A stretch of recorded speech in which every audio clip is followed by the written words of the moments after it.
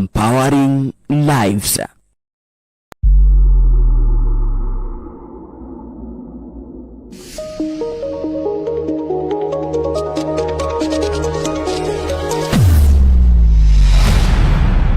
Bethel Clouds TV, empowering lives.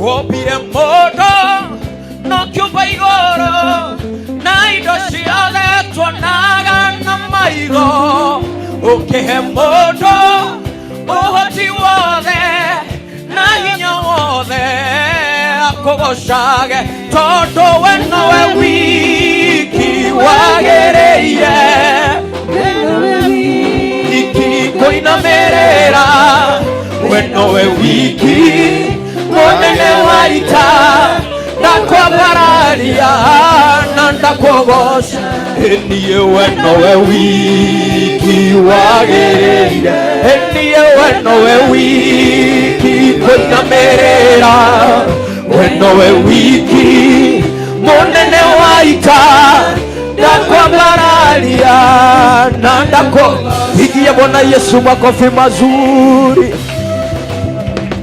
Baba, tunakushukuru, tunasema ni asante kwa upendo wako, asante kwa tuneemesha. Baraka zako tumeziona na hata upendo wako ajabu tumeuona. Tunazidi kusema ni asante. Tunazidi kusema upendo wako uzidishwe katika nyoyo zetu, mipango yetu na kila njia zetu. Nibariki na uniwezeshe nikuwe chombo tu cha kufikisha ujumbe wako jinsi ulivyotaka na jinsi ulivyopanga. Naomba msamaha wa dhambi zote tulizozitenda kwa makusudio na dhambi zingine zote ambazo tumetenda bila makusudio. Tushike mkono na utufaulishe. In Jesus mighty name, somebody say amen. Salimia aliye karibu na wewe, muulize jina yako, umetoka wapi? Kwenu ni wapi? Mbona unakaa sura ya polisi? Kwani wewe unakuaga polisi? Haya, tunaweza kuketi. Asante. And God bless you. Yeah. Tuko kwenye topic bado ya seek ye the kingdom. Subtopic ndogo ambao tutaiangalia 4 things to fight for your success to come. 4 things to fight for ndio success yako ikuje. Kuna vitu vinne katika maisha yako ambavyo unavihitaji katika maisha yako ndio uweze kufaulu. Kufaulu kwa maisha yetu ni lazima upambane. Na katika yale mapambano utapambana ndio uweze kufaulu kwa njia moja au nyingine. Na katika mikataba na mifumo mbalimbali ya kimaisha ambayo inatusababisha tukose kufaulu ama tufaulu. Mwambie mwenzako leo utafaulu. Leo lazima tutashinda vita hivi. Katika maisha ya binadamu ndio uweze kusimama, kuna mapinzani mengi na makubwa ambao mtu kutana nayo. Mapinzani ambayo yanakuzuia usiweze kufaulu. And this is the things you before you rise you must win. Ndio uinuke lazima ushinde vita fulani. Kwa sababu kuinuka kwako kunakuwa kwenye mipangilio ya kushinda vita. Hauwezi kufaulu kama haukushinda vita. Hauwezi kuitwa mshindi kama haukupigana. Hauwezi kuitwa mshindi kama haukupatana na watu waliopigana na wewe. Hauwezi kuitwa mshindi kama haukuwa na kitu ambacho kilikuchallenge. Kwa hivyo tunasema sisi ni washindi. Na ukisema wewe ni mshindi, wewe ni mshindi kwa sababu ulishinda. Kuna kitu kilitendeka katika maisha yako ambacho ulikishinda. Walikuinukia ukawashinda. Walikupangia ukafaulu. Walitaka kukuangusha ukainuka. Na lazima unapoashiria kwenye mipango ya kiungu, lazima utapambana na mikakati na watu ambao wametumwa kuja kuangusha kazi yako. Katika dunia hii tuna pinzani kubwa sana. Kila kitu unachokifanya ni upinzani. Kuzaliwa kwako ni upinzani. Kuishi kwako ni upinzani. Njia zako zote zile ni upinzani. You fight a battle for you to become. Hakuna siku utaishi katika dunia hii ukose kitu ambacho unapambania. Hakuna siku utaishi katika dunia hii ukose muinukio. Hakuna siku utaishi kwenye dunia hii ukose kitu ambacho kinakuchallenge. Na ukikosa kitu kinakuchallenge ni kumaanisha time yako ya kubarikiwa haijafika. Bwana Yesu asifiwe sana. Ndio ubarikiwe lazima kuna mtihani. Na mtihani ule ndio unakuzuia na ndio unaokukumbanisha katika mambo mazito yanayokuzuia kwenda kwenye level hiyo nyingine, kwa sababu wanajua utakapoingia kwenye level nyingine utakuwa mshindi na utakuwa umeangusha ufalme fulani. Sasa leo nataka tuangazie vitu vine ambavyo lazima uvifaulu. Vitu vine ambavyo lazima ufaulu ndio uweze kutangazwa mshindi. Bwana Yesu asifiwe sana. Na vile vitu ni vitu ambavyo ni vitu vya ukawaida, lakini ni vitu vigumu kama hauelewi. Kama hauelewi hata kidogo utakutana na mambo mazito na magumu. Nimesikia mwenye alikuwa hapa mbeleni akiwaambia safari ilivyoanza kule Nakuru, tukakuja Nairobi katika mfalme wa amani, na tumepata ushindi mkubwa katika kila mahali tumeenda. Lakini safari kuanzia hapo. Safari ilikuwa, tulipoenda mara ya kwanza ilikuwa Sabasaba, tukaenda mlima wa Kenya. Tukaenda 88 ama 99. Tukaenda 99 mlima wa Kenya. Ilikuwa 8. Tukaenda mlima. Tukatoka hapo bado tukaenda wapi? Tukatembea dunia kama nzima. Tukaenda nikaenda Moscow, nikaenda UK, nikaenda France, nikaenda Malta. Nikakumbana na vita vikubwa sana nilipojaribu kuingia tena Jerumani. Ilikuwa ngumu. Katika boda nikakamatwa, nikashikwa, nikafungiwa ndani na wakasema mimi ni mlanguzi wa madawa ya kulevya. Bwana Yesu asifiwe sana.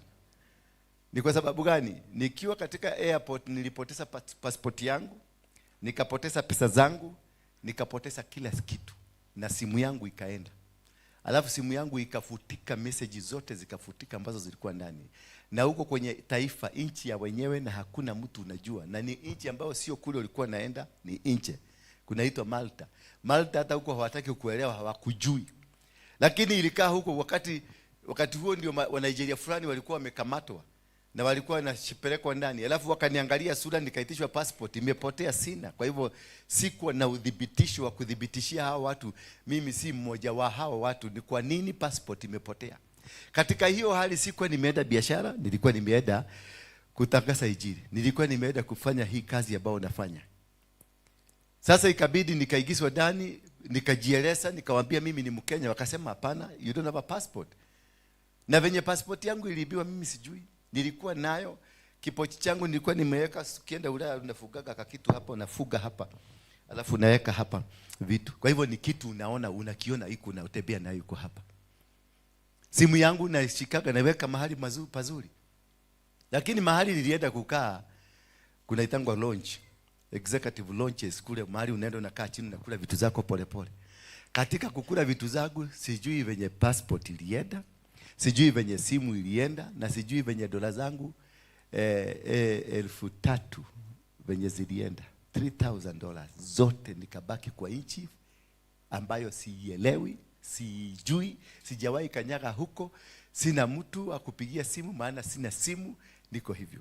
Alafu kidogo kidogo ndio hawa wa Nigeria wameshikwa na madawa. Sasa mimi nikawekwa pamoja na nani? Na wa Nigeria. Wakaniweka hapo, wakasema wewe ni Mnigeria. Mimi nikasema mimi si Mnigeria. Wakasema wewe ni Mnigeria, toa passport. Nikasema passport yangu nilikuwa nayo hapa. Toa tikiti, hata tikiti sina. Hakuna kitu nilikuwa nayo. Tukawekwa ndani sisi wote. Bwana Yesu asifiwe sana. Tulipowekwa ndani ndio nikaambia mtu mmoja akikuja, kama unafanya kazi ya Mungu hautakosa mtu ambaye anaweza kusimama na wewe. Bwana Yesu asifiwe sana. Katika hiyo hali tukiwa hapo, askari mmoja akakuja mkubwa, nikamwelezea kama I need to explain to you what is happening to me. I have lost my passport, I have lost everything. I don't know where and how I lost. I don't know, because from there to here to the launch here I was having them. Because nilikumbuka nikinunua kakitu kwenye duka hapo ndani. Na nikaliponunua nilirudisha pesa zangu mahali zilikuwa. So nikamwambia I don't know. Tukaenda kwa kamera, wakaangalia mpaka kwa launch. na wakaona venye ilichomolewa, na wale walichomoa ni watu niliona tulitoka na wao hapa Nairobi. Bwana Yesu asifiwe sana. Ni watu, maana walikuwa wazungu wawili, mmoja ni mama na mmoja ni mvulana, walikuwa wembamba warefu. Sasa huyu mmoja walikaa kiti, nilikuwa nimekaa 35C, na huyu mwingine na hao wengine walikuwa wamekaa upande ule mwingine, maana tulienda na Emirates upande wa katikati. Walikaa the same line na mimi. Sasa tulipoangalia kamera, kumbe wale watu, because tukiwa airport walikuwa nyuma yangu hapa Kenya. Tukiwa airport walikuwa nyuma yangu tukipita kwa immigration. So niliwaona, naliona na walinisalimia, na mimi sikujua kumbe ni watu wamenifuata kutoka wapi? Kutoka hapa. Ni wakati ule nilitangaza naenda kubomoa kiti ya shetani. Hallelujah. I want to take you to up speed how battles do come to your life and how they come and what happens to you. Ndio ukiona mambo ikitokea mahali fulani unaelewa ni nini kinaendelea. Bwana Yesu asifiwe sana. Sasa nikiwa mahali pale walipoangalia kamera, tukaona kamera ni jamaa walichomoa na wakaenda. Wakaniambia, huyu askari akaniambia, now I understand you. Akaniuliza, wewe ni Mkenya? Nikamuuliza embassy ya Kenya ile iko karibu hapa, akaniambia German, akaniambia Switzerland, akaniambia France, ziko zote. Then tukachukua ya Switzerland. Tulipochukua Switzerland nikamwambia piga huko ndio just write this name, andika hizi majina tu. Nikamwambia Dora Waroige, pigia wewe ambassador, mwambie kama anajua mtu kama huyu. Wakapiga. Na basi kumbe yule mtu wako huko embassy ni mtu amebaiwa hii kanisa. Bwana Yesu asifiwe sana. Ni mshirika wetu wa Thigira. Alipo akaniuliza niki ureka ko, nikamuelezea, akaniambia don't worry, niguo guthiaga. Nituramenyaga niguo gwika atia. Hivyo ndivyo kunaendaga. Maana ile vitu unafanya ni kali. Na tunakupenda na tutakufuata na tutakusaidia. Akaniambia, akaniandikia barua ya inaitagwa travel document. Nikatoka huko ndio nikaweza kurudi Kenya, otherwise singerudi. Bwana Yesu asifiwe sana. Singefanya nini? Singerudi. Na hiyo yote ilitokana na kusema hapa ninaenda kufuja kiti ya shetani. It is in the book of Revelation chapter number 21 there.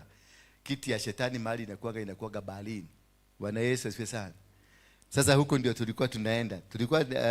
Nilipoenda nikachukua mapicha because nilipata travel document. Kuchukua mapicha yote kutoka nje, nilisikia simu yangu imelia. Kwenda kuangalia, kila kitu imefutika. Simu yote ilikuwa blank. Bwana Yesu asifiwe sana. So katika hiyo hali ya maisha nimekupatia kwa story kadogo ndio uweze kuelewa vita vya kiroho jinsi vinapiganwa. Vita vya kiroho havipiganagwi hivi, havipiganagwi ati unaenda kuchukua jogoma hapa unaenda. Juzi hapa tulikuwa na watu wa Dagoretti. Walikuwa watu wa Dagoretti, walikuwa watu wa Dagoretti. Nilikuwa nawafundisha jinsi ya kupigana, jinsi Ruto alivyo na vile watafaulu kuchukua kupigana hizo vita. Watu hao wa intelligence, na kwa sababu wako hapa ndio kwa sababu nimeamua kuaddress this. Watu wa intelligence wakaenda wakakata ka clip hapa, wakakata kengine hapa, wakakata kengine hapa, wakashikanisha. Wakaachilia. Walafu wakakalipia kameenda viral. Ati Waroigi alisema Karao hamutashinda DCP. Na mimi nimeenda Karao karibu mara 100 tukipigana na madhabahu ile ilikuwa huko. Maana si kula ya Karao tulikuwa tunapata. Mimi si mwanasiasa na sitaki siasa. I'm not looking for a seat. I don't want to be a politician. Kuwa MP ni kakitu kadogo sana, hata governor ni kakitu, hata president ni kakitu kadogo sana kwangu. I'm an international man. So I was not interested in the chama hata kidogo, but mimi nilikuwa interested na restoration ya the kingdom. Maana what was happening in Karao, it was not the political seat. It was about the restoration ya ufalme wa Mungu. Udhamaki. Bwana Yesu asifiwe sana. Na hapo ndio walikuwa wamepanga one world order, walikuwa wamepanga. Ndio umeona sacrifice iliyotolewa kule Karao, walitoa 1.2 billion shillings katika kufanya campaign. Sasa nikijaribu kuelezea watu hapa, niliwaelezea naambia, hii hamwezi kushinda hivi, lazima kuwe na watu watakaoenda kule wainue madhabahu, waombe na washikanishe kila kitu, waelewe si voti. Maana jamaa zile Prado zilikuwa huko Karau. Mliziona zile za black? Zilikuwa na kula. Bwana Yesu asifiwe sana. Zilikuwa na kula. Na huyo jamaa huyo nani? Anaitwa nani? Moshinda angeshinda na 45,000 votes. Na huyu wa DCP angeshinda na 14,000. That was a projection. Na walikuwa wamepanga na mpango imekamilika. There was no way DCP ingeshinda. Bwana Yesu asifiwe sana. There was no way at all. Na walikuwa wamepanga na walikuwa na confidence na kila kitu na mipango ilikuwa nilielewa, nilikuwa najua kila kitu wenye walikuwa wamepanga. Magunzi walichukuliwa hapa kutoka Nairobi, wakaenda huko. They were ready for the mission. Lakini kuna maombi tuliomba hapa. Na niliambia hawa wanaitwa magunzi waombe. Mnakumbuka tukiomba? Sijui kama ani utapata hiyo kaklipu hapo kadogo uweke hako. Hiyo maombi peke yake ndio ilibadilisha. Alafu usiku huo tukatoka hapa tukaenda mpaka huko. Hakuna polling station siku kanyaga usiku huo wae kabla one day before. Tukamwaga mafuta kila gate, tukafunga kila gate na tukasema wakikuja wakuwe confused, wachanganyikiwe, wasielewe nini kinafanyika huko. Na ndivyo kulienda. Ilibidi sasa wapige marisasi. Sasa naona watu wakisema ati ulisema hatutashinda. Na nyinyi ndio mmekaa na intelligence ndio mnichanganye. Waroigi hawezi changanyika. You can't. Try another game. Tafuta ka game kingine mnaweza kufanya muone kama mtafaulu. Hakuna. Nimeinukiwa dunia, nimeshinda huko Malta. Nilishinda vita huko. Nikaenda Germany nikashinda. Nikaenda UK nikashinda. Bwana Yesu asifiwe sana. Hello. Nimeenda mpaka Brazil. Nikavunja madhabahu ya Brazil. Unafikiria kuingia madhabahu ya Freemason London headquarter? Wakati mliona nilinyongwa. Mnakumbuka siku ile nilikuwa nimenyongwa? Nilinyongwa mpaka nikaachilia kapupu kadogo. Kunyongwa unasikia kweli umenyongwa mpaka unakosa pumzi. Lakini nilishinda. Na nikakuja na mchanga, maana ni mchanga nilikuwa nimeenda kuchukua. Nikaingia kwa King Charles ndani hivi blue na tukakaa na yeye chini. Tethondeka hanyo gothondeka kafara gako hura waru iki. Udahurikaga onogekate. I'm a man on a mission. Bwana Yesu asifiwe sana. God guides every step I'm making. So for those who are doing ni akina huyu jamaa anaitwa Alai. Unajua jamaa anaitwa Alai? Alai ni guni hapa Kawagware, ni MCA Kawagware. Is a goon. Hiyo timu yake walikuwa hapa wakati tulikuwa na hiyo goon, ndio wana spin. Maana wameona tumepaa. Haleluya. Ile kitu ya Jakarada imefanya watu hahare. Sijui kama mnaelewa. Watu wa Mfuafo wako wapi? Inua mkono watu wa Mfuafo, watu wa Mfuafo, members wa Mfuafo. Wacha na members wa Crusaders. Members wa Mfuafo? Inua mkono. Ni katimu kadogo lakini kamefanya maneno. Wa Crusaders mtu wako hapa wakigojea. Hadi Crusaders ile, waikalete wako kometa yake. Wagokogweta hiti. Na meli imeondoka. Hello. Imeondoka. So therefore, anything that you are seeing happening from now henceforth, just we were expecting. And we are even expecting more. That was previously ndio walikuwa wamekuja kwangu. Wanaume 20. Wacha hiyo nini video hiyo itengenezeke hiyo ya nyumbani kwangu ya CCTV. Nitawawekea hapa muaone na mjue ni akina gani. Na mtaona some of them ni akina Joel ndiye alikuja kuwaonyesha kwangu. Na wengine about their former members hapa, former leaders ambao walikuwa leaders hapa. Ndio waliorganize pamoja na wale wakaambia tuonyeshe, kwa sababu huyu mtu amewakasirisha sana, tuonyeshe siri zake zote, maana wewe ndio ulikuwaga chairman, wewe ndio ulikuwaga nini, wewe ndio ulikuwaga nini, wewe ndio ulikuwaga nini, sasa lete mpango. Sasa wakachora wakasema ile kitu tutafanya huyu jamaa tutamfanya kitu atafuga. Sasa wakapaga ya nyumbani na wakafaga sasa kutengeneza hii kamedia. Ndio sasa nikuje nikiisha, niende nikiedaga. Do you think akaniisha mimi? Yeah. Sasa waambie tukutane wapi?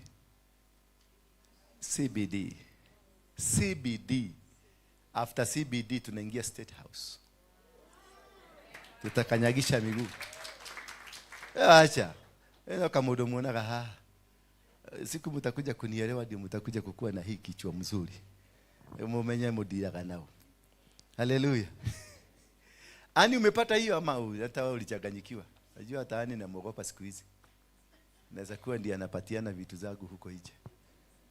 Ulikuwa umeiweka kwa nini kwa dhikira hiyo ya guns wakiomba? Ukipata utualat. So 4 things to fight for your success to come.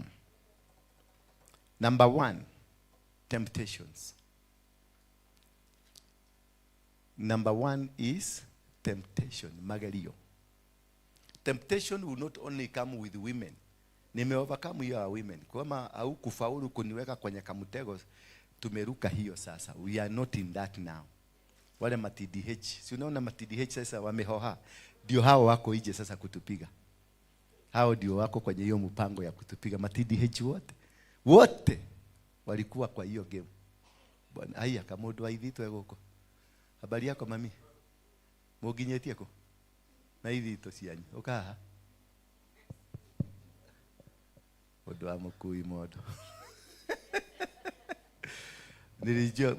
Nilikujua wakati wa mukui modo. Nikiona ndigwawe wa mukui modo. No ndakomenyire through. Ni kule mukui modo agithii gutuonia mugunda wake wa ikaigana rimwe kigongona tigiake kia Ngai. Ni ukire. Njokire. Kwenda ukire na wega kana na uru. Ugama haha. Mutiradisha riu. Tugeithia andu a Ngai. No guhure kweli. No guhure. Ogeria tu. No nyende ogerie nigetha umenye uradiri nao. Sawa. Geithia andu. Mwathani Na niĩ ndirĩ wa ngomi. Nwanyita. Nĩ gukwĩra ndĩrakwĩra. Niĩ ndirĩ wa kĩ? Ndirĩ wa ngomi. Niĩ ndĩ wa ngomi. Niĩ ndinagwo wa ngomi. Okay. Mwathani agocwo rĩngĩ. Harĩa hothe he ngomi, harĩa hothe ũraruta wĩra wa spirit, ũraruta wĩra wa soul, no nginya ũkorwo na ngomi. That is true. O mũndũ nĩ arĩ wĩto wake. Okay, nĩ ngũcokia ngatho nĩ ũndũ wa ũguo aria ũhoro wĩgiĩ ithuĩ na mũkui mondo. Arabu njokie ngatho nĩ ũndũ wa ũguo auga nĩ ũndũ wa Karaũ. Ucio urari wendi wa Ngai na Ngai nĩ arekire kũringana na ũrĩa kũronire kwagĩrĩire. Ithuĩ mwena witũ kũrĩ ũrĩa twekire na tondũ nĩ tũrĩ o kĩheo kĩrĩa tũhetwo nĩ Ngai. Tondũ thĩinĩ wa itũra rĩu ti Kamau ũrathamaka nĩ kĩaraho, no thĩinĩ wa Kamau gũtirĩ gĩthurano kĩrarĩ kũu. Ũguo nĩguo twateithirio kũrũa mbara ĩyo na tũgagĩcokia ngatho. Nĩ mũrakĩigua rĩtwa rĩakwa, rĩtwa rĩu ndaheirwo nĩ mũkui mondo. No ĩcioine na rĩtwa rĩrĩkũ? Gĩthitũ wa Ithitũ. Gĩthitũ. Gĩthitũ. Gĩthitũ gĩkoragwo kĩhiana atĩa? Niĩ ndiĩ ndona by the way. Niĩ ndiĩ ndakĩona na maitho. Niĩ sijui. Na nĩ uga nĩ ũhũthagĩra ithitũ? No nderwo nĩ hũthagĩra na ningauga nĩ hũthagĩra. Tondũ ndirenda gũteange mbica. Na he handũ anjĩrĩte atĩrĩrĩ, mũkui mondo rĩ eciragia na mathaga. Nĩ ũthiaga ũkoya mathaga make atekũmenya, ũgathiĩ namo, ũkaruta wĩra namo, ũgacoka ũgacokia atekũmenya. Wĩkaga atĩa? Okay, nĩ hĩndĩ ĩno tũraharagĩria ũthamaki wa Mau Mau waharĩrĩirio nĩ mathaga macio. Tondũ ũthamaki ũrĩa ũrathamaka nĩ ũthamaki wa Mau Mau. Woyaga akapoco nĩ kauga. It is a spiritual ũgathiĩ wĩ spirit, ũkoya indo ciake, ũgathiĩ ũkaroga. Tikuroga. Mũkui mũndũ akĩrĩ mũrogi? Okay, nĩ arogaga, no nĩ ti kũroga ndaroga. Ndĩrageretie kũndoga. Ũngĩareka explain. Acia, ndĩrenda twarie concept kau. Ũgathiĩ ũkoya indo cia mũkui mondo, ũgathiĩ nacio, ũgathiĩ ũgeka kaũndũ karĩa weka nacio, ũgacoka ũkamũcokeria. Rĩu tiga ang'ethetio ro hau. Tiga rĩu indo ona hakiri ciaku no ndĩciĩkĩre harĩ ũyũ, rute nacio wĩra, njoke ngũcokerie. Ciakwa rĩu? Ciaku. Ndũra wa rĩngĩ? Ndĩgũkwĩra ndakwĩra, rĩu tiga indo icio. Hatirĩ bata wa kwĩhitha, tondũ rĩu kĩu nĩkĩo kĩheo gĩakwa, na tũtangĩrekirie ũguo rĩ tũtingĩahota mbara ĩno. Mbara ĩno ĩrarĩ nditũ mũno ya kũrũgamia ũthamaki wa Mau Mau, ĩrarĩ nditũ biũ, tondũ andũ nĩ yani ũgoni wahũthĩrĩtwo na gĩkĩro kĩa igũrũ na ũma na kĩhoto. Mau mahotire mbara na ũrogi, ĩyo nĩ ũma. Nona rĩu koguo no nginya ingĩaingĩrire thĩinĩ wa itũra rĩu nĩgetha nigetha hananio nao nigetha manyoni ure ngwika nigetha ndute undu cio kuma hari ori uthi hari wagiri ugo no ugaruruke ugithi kwarogi utweke murogi ugo niguo uthiweke kaundu siwezi fisha hiyo sisiri thank you sisiri hiyo sisiri no ni ndirarikirie wira ucio riu thaici twi thiini wa kuria twaethaga na ni thiini wa uthamaki wa mau thank you very much mpigieni makofi. Temptation, sema temptation. Temptation ni vitu ambazo zinakuja zinakufanyikia. Yaani kora unajikuta. Temptation sio ile tu ya TDH. Temptation hata ni kuwa tempted kufanya kitu kibaya ama kuwa tempted kuingia mahali fulani utoke kwa laini yako. Bwana Yesu asifiwe sana. Ama kukuwa tempted, yani kutaka kufanya kitu ambacho hakina kwenye mpango wa Mungu. Kido ogyote, anything that you do that is not in the plan of God, that you are forced, unarasimishiwa, unakusukuma, roho fulani anakusukuma, unafanya kitu ambacho si kile Mungu alikuwa anataka. Hiyo ndio inaitwa temptation. Ama unaona watu wamefaulu sana, watu wameenda sana, alafu naona nafikiria wacha nikibisane na wao niende huko. Kumbe sio hivyo. Mungu ako na mpango wako. Every person kuna mpango Mungu amekupangia. Kuna kila kitu ambacho Mungu amekipanga. Wakati tulikuwa tumeenda huko Mount Kenya, Mkuimodo alikuwa anataka kwenda kunidanganya, kunichijia huko Mount Kenya. Aniambie huko ndio kigogona yake iko na niende kwa kigogona yake. Hapo ndio tulikutana na huyu na wao pia walikuwa wamepelekwa kuchijwa. Sasa tukaambiana tufanye nini? Tukaangalia tukasikiliza huyo mzee, nikaambia hatiri wera because I was a bit tempted. I'm trying to explain the name temptation. Magario. Majaribu, kuingia kwenye majaribu. Unaingia kwenye majaribu kwa sababu kuna kitu unatamania lakini si kitu chako. Alafu ni kitu ambacho watu unaona wanakifanya na unaona kama wanakifanya kwa uzuri. Yes, ni kwa uzuri kwao lakini si kwa uzuri kwako. Bwana Yesu asifiwe sana. Ukishinda vita vya kutamania, vita vya kutaka kukua kama mwingine, maana kila mtu ako kivyake. Na ndio nilikuwa juzi nikiexplainia watu kuhusu kazi ya Mungu. Kazi ya Mungu ni vipande tofauti, vipande na kila mtu ako na kipande chake cha kufanya kazi. Bwana Yesu asifiwe sana. Kwa hivyo siwezi kaingilia kazi yako, siwezi kaingilia kazi ya yule mama, siwezi kaingilia kazi ya mwingine kwa sababu kazi yake ni yake na mimi nimepatiwa yangu. Mipango yangu na mipango yao ni tofauti na mahali natembelea ni mahali pangu. Jambo ninalolifanya ni jambo ambalo ni mimi mhusika. Sema ni mimi mhusika. Nobody is like the other one. Hakuna mtu amefananishwa na mwingine. Hakuna mtu aliye na mipango kama ya mtu mwingine. Hakuna mtu aliye na njia kama za mtu mwingine. Kila mtu ametengwa kwa ajili na minajili ya kazi fulani ambayo Mungu amekuweka ndani yako. Every person. Kuna kazi Mungu ameweka ndani yako. Ile wakati ya kutaka kutamania kazi yangu, unataka kuwa apostle kama mimi, unataka kuwa pastor kama mimi, unataka kuwa mchungaji kama mimi, unataka kwenda kufanya kitu fulani kama mimi, hauwezi ukafaulu, maana huo ni mtego utakao kuangusha. Na unaweza kufanya vizuri ukienda huko, unaweza kufaulu, ukutane na marafiki wazuri, lakini ukuwe umeondoka kwenye mpango wa Mungu. Bwana Yesu asifiwe sana. Stick to that line that God has given you. Stick to the plan of God. Once you stick to the plan of God, you will always win battles, because when you resist the temptation, when you resist the temptation ambazo zozote zinaweza kutokelezea, zinaweza kuwa katika maisha yako, zinaweza kuwa katika mipangilio fulani, ukiresist kuingia eti kwa sababu unataka kufanya hili jambo ndio ufurahishe watu ama ufurahishe mtu ama ukae jinsi wengine wanafanya, kwa sababu hiyo ndio mtaratara ya mji, uende ukae na mtaratara ama ukwe, hivyo ndivyo mahubiri yanafanyago, hivyo ndivyo wahubiri wanafanyaga. Kwa hivyo na wao utake kufanya kama wahubiri, umeanguka mtihani, maana umeanguka in the temptation. You are fallen because you have been called. Na umeambiwa nenda utagasie watu, waambie wabadilike, wakae hivi, na wasipofanya hivi hakutafanyika.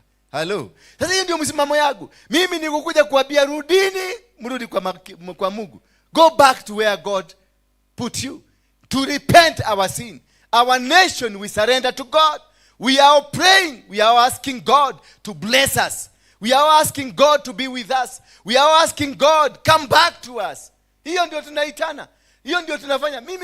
Mimi sina nia yangu haikuwa kanisa. Nia yangu ilikuwa tuinue madhabahu, tuinue altar, that everybody atakuja na akae chini na Mungu atuweze kutuongoza. Lakini tunakuwa tempted. Unafika mahali unaanza kuona wacha nitengeneze kanisa. Ukitengeneza kanisa ukuwe tempted uondoke. Hiyo kanisa hakuna siku itasimama. Lakini ukianzisha movement ambayo ni ya kupeleka injili, kwenda kuzungumzia watu, unaona Mungu anakuja. Bwana Yesu asifiwe sana. Kwa hivyo ukiweza kufaulu temptation aina yote, ile ni temptation ya pesa, iwe ni temptation ya wanaume, iwe ni temptation ya kazi, iwe ni temptation ya maisha, ama chochote unacho nakitamania, Mungu atakusaidia na utashinda vita. Na ukifaulu vita vya temptation, ufaulu vita vya kuwa katika hali ya kuangalia ni kama unaona watu wameenda sana na mimi unaenda kukibiana na wao, utakosa njia ya kufika mahali you must overcome. Tuangalie tena kitabu cha Matthew chapter number 3 verse 15 to 17. Matthew chapter number 3 verse 15 to 17. When Jesus was able to overcome, he was able to overcome temptation. Yesu mwenyewe ni mwana wa Mungu na alizaliwa akiwa ndani ya roho ya Mungu, na alipokuja duniani kitu ya kwanza, he was tested.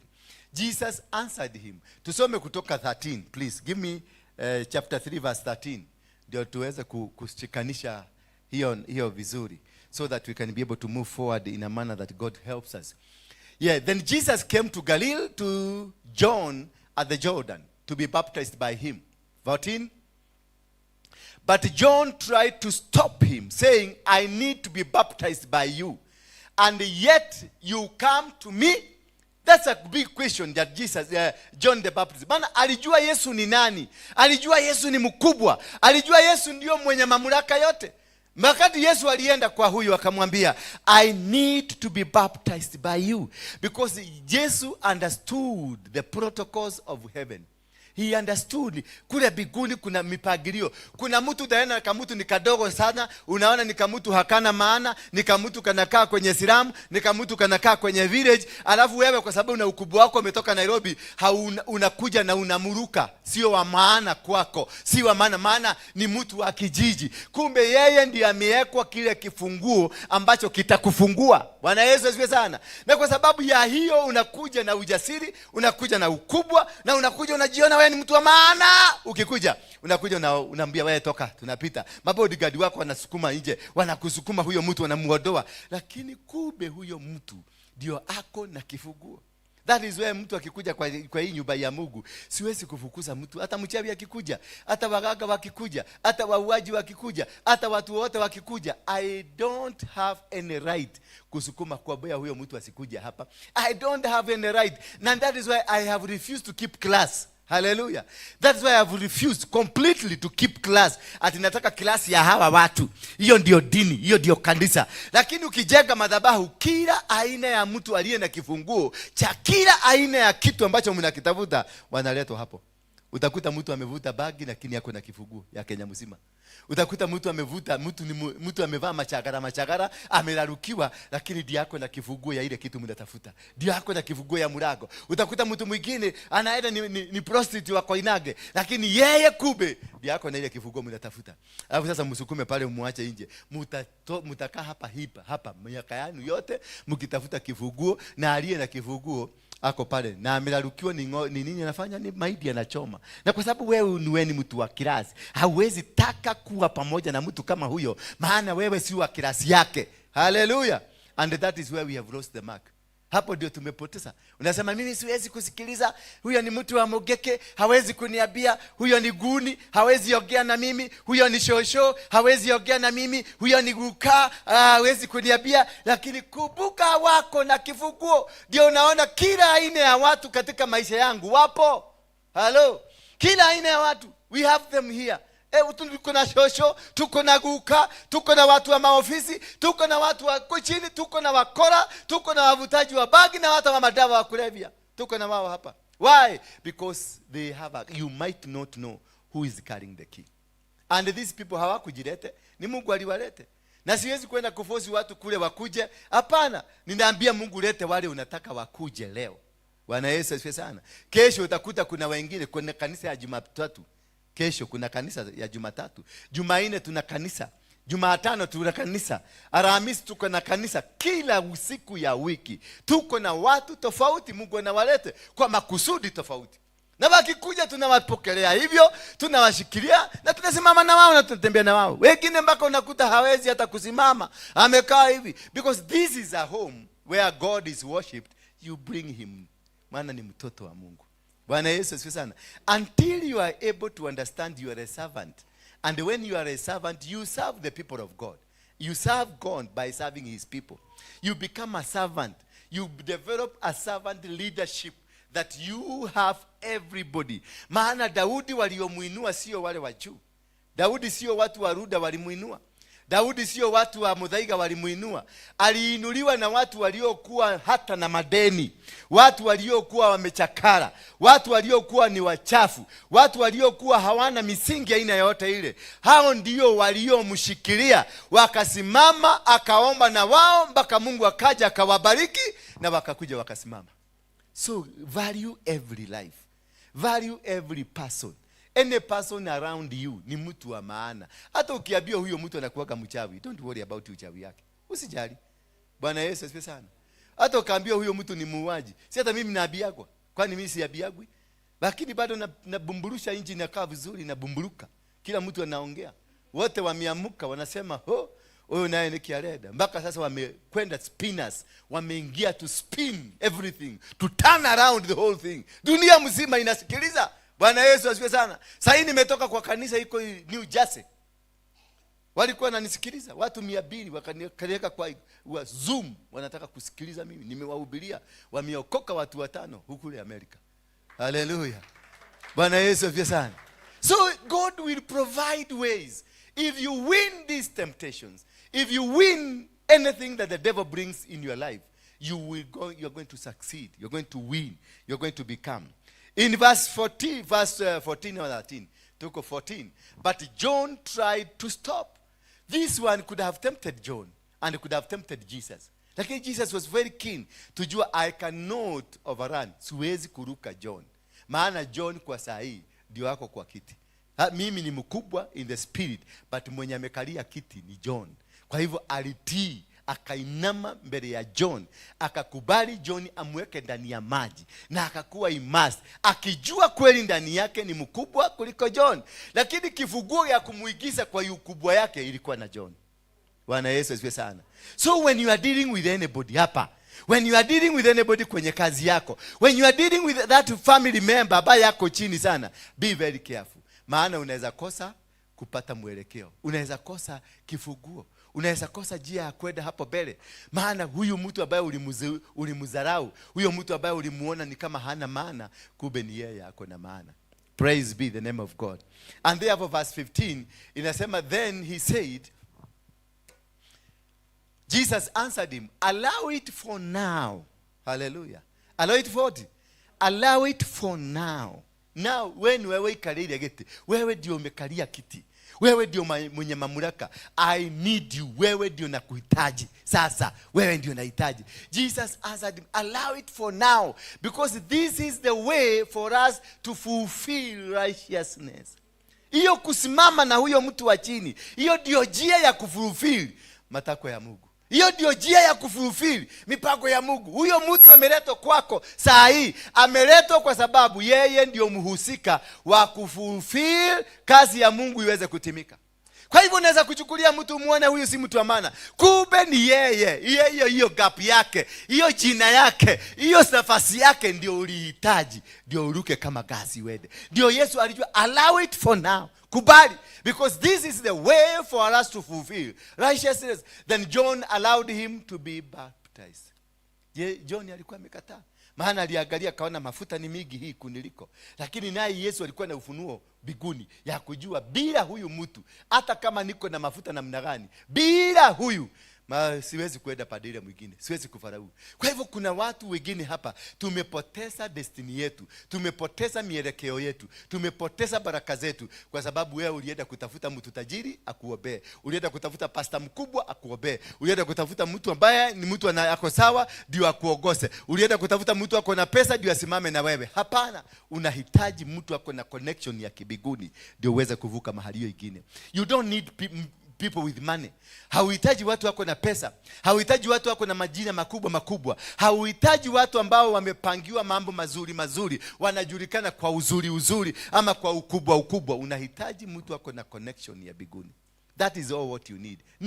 Not money from men, not whatever, nothing you need from men. You need that man that is heavenly connected, because what you need is that key, hiyo kifunguo ya kukufungulia hiyo mlango ingine. Na hiyo kifunguo si watu wote wako nayo. Inaweza kuwa imefichwa Kawagware, inaweza kuwa imefichwa Kibera, inaweza kuwa imefichwa huko Soweto, inaweza kuwa imefichwa huko Mukuru kwa Ruben, inaweza kufichwa hata Ruda, inaweza kufichwa huko. So do not have classes of people, have everybody as a human being. Mtu wa Ruda na mtu wa Mukuru kwa Ruben waweke kitu gani? Deski moja, watembee safari moja. Kwako, don't regard them as this is special, this is not special. Watu wote they are special to you. Watu wote they are important to you. Watu wote they are so important to you. Maana hao ndio watakuinua. Kama Mungu angetaka kuinua Daudi, angetumia matajiri wakubwa na wangemsaidia bado, maana alikuwa shaua Goliath, alikuwa shafanya vitu vikubwa pale. Kwa hivyo watu wote walikuwa najua aliyeua Goliath ni nani, hata matajiri walijua hivyo, basi hakuenda kutafuta matajiri. Alitembea na wale watu walikuwa na madeni, alitembea na watu walikuwa machafu, alikuwa anatembea na watu ambao hawakuwa wa maana mbele za watu, mbele ya macho za watu, lakini hao ndio waliomfanikisha katika malengo mbalimbali. Yesu alipokuja akaanza safari yake, what happened? Alipokuja na akaanza safari yake, kitu ya kwanza alitengeneza nini? Alitengeneza Muratina. Bwana Yesu asifiwe sana. Muratina ni ya matajiri ama ni ya watu wa huko Kawagware? Muratina ni ya watu wa Kawagware. Ndio aite watu wa Kawagware wakuje, aliwatengenezea kamuratina kazuri. Wakakuja watu 5,000. Walikula kamuratina mpaka wakakaa mzuri pale Kana ya Galili. Wakatembea mpaka walikuwa wanasema, "Wewe nani hoja hapa ito? Nani hoja hapa ya rurere?" Bwana Yesu asifiwe sana. He needed connection ya hao watu ndio amupatie kifunguo kwanza. Bwana Yesu asifiwe sana. Wale watu walikuwa wamemfuata, walikuwa na njaa mpaka watumishi disciples wake wakamwambia, "Abia hawa watu waende, maana kunaenda kukua usiku na hatuna chakula ya kuwapatia." Maana these people were following Jesus because they were looking for food. Alipoangalia akaona watu wamekuja. Kuna Biblia inasema walikuwa wanaume 5,000 bila kuhesabu wamama na watoto. Bwana Yesu asifiwe sana. Samaki ngapi? 2. Ni 2 ama ni 5? Mikate ndio 5, samaki ndio 2. Akavunja ile mikate. Walikula mpaka wakabakisha watu 5,000 bila kuhesabu wa mama. Lakini niulize, ni kwa nini wanasema watu 5,000 bila kuhesabu wa mama? Kama uko muleke wa mama hapana, shika statement. Watu 5,000, watu 5,000 people bila kuhesabu wa mama na watoto. 5,000 people. 5,000 human being without counting women and children. Nishika statement yangu. Mimi sijauliza namba. Nauliza 5,000 human being bila kuhesabu wa mama na watoto. Ni kwa nini wamewekwa kado ya human being? No. Kwa nini wamama wameambiwa 5,000 men wa aromeri unio ado? Ama namna gani? Ama ni mimi ndio sielewi kizungu yangu. Siulizi kama wako wengi, ninajua wako wengi. Lakini hii categorization yati watu 5,000 bila kuhesabu wa mama na watoto.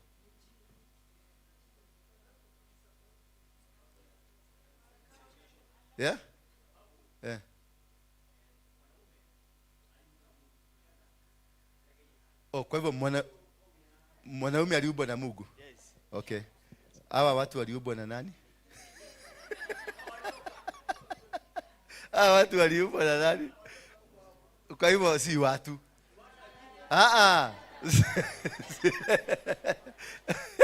Waliumbwa na nani? Ama ndio kwa maana wanaitwa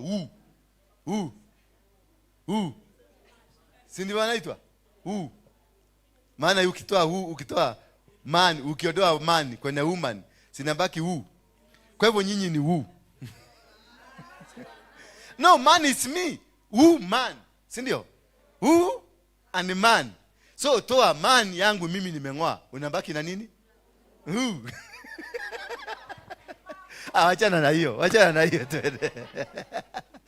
Bwana asifiwe sana. Number 2, that you have to win so that to conquer a battle. Number 2, it's gates. Tulisoma wale tulikuwa na wao, tulisoma mambo ya gates in a very big way, and we went deeper to understand the gates. The gates, we have gatekeepers, and these are authorities ambazo zinakushikilia. Tuangalie kitabu cha Psalms chapter number 24 verse 10. Psalms 24 verse 10. Gates. Tuliona gates ni nini? Gates ni malango ambayo hukuzuia kwenye biashara yako, huzuia ndoa yako, huzuia usafiri wako. Kama sasa nilienda huko nilinyang'anywa passport. Maana passport ndio ilikuwa inisaidie kuenda kufanya nini? Kuvunja malango, kuvunja kiti, kuvunja mamlaka fulani. So walikamata passport ndio nizuie kuingia nchi next. It's only that Mungu alinisaidia, maana ni Mungu alikuwa amenituma. Lakini Mungu alinionyesha ndio ninyang'anywe passport yangu, ni Mungu alinionyesha kulikuwa kumewekwa vizuizi, kulikuwa kumepangwa, na waliopanga ni baadhi ya wale walikuwa wamenialika kwenda huko.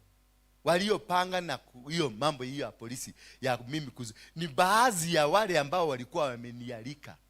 Katika ile committee ilikuwa imenialika watu wawili ndani ya committee. Walikuwa kumbe ni watu wa kwa shetani. Sasa waliingia kwenye committee ndio waelewe kila kitu ambayo inapangwa, ndio walipue. Bwana Yesu asifiwe sana. Ndio nakwambia hizi vitu zinapangwa na hazipagiwi hapa, zinapangwa. Ukifikiria ati mko na watu mnaenda committee, mnaenda ati sasa hii ni committee ya kina mama, mnapanga conference ya kwa mama, ama ni committee ya youth, mnapanga conference ya youth, ama ni committee ya wazee, ama mfuafo. Kuna watu wengine ndani yenu wameshakuja huko, walipangwa wakuje wasikilize, waweze kusikia mnapanga nini, ndio wakutangulie kule mbele. Bwana Yesu asifiwe sana. Ndio wakutangulie, wakulipulie kule mbele, maana wamejua where you are going and what you are doing. Na kutoka siku hiyo niliamua hakuna siku nita-announce pale ninaenda. Naingia kisniper na chomoka kisniper. Bwana Yesu asifiwe sana. Unaingia kisniper unatoka nini? Kwa sababu I try to be good. Ati niwaelezee my processes dario mothe abadea doshio ye Mount Kenya. Okay, viekona. No, I came to discover hatukuagi dunia moja na nyinyi. Hatukuagi. Maana kuna wale wako hapa purposely. Kuna mshirika wako hapa. Si kuna wengine walikuwa hapa, walikuwa wametumwa na Aoru. Wakuja hapa wahakikisha hakuna kitu inaendelea. Bwana Yesu asifiwe sana. Lakini God did miracles. Tuliona vitu vilitendeka hapa. Na watu wakafinywa, maana hiyo ilikuwa milango ya kutuzuia. Those are gates ambazo usipomenyana na ubomoe gates in your life. This gate could be your family.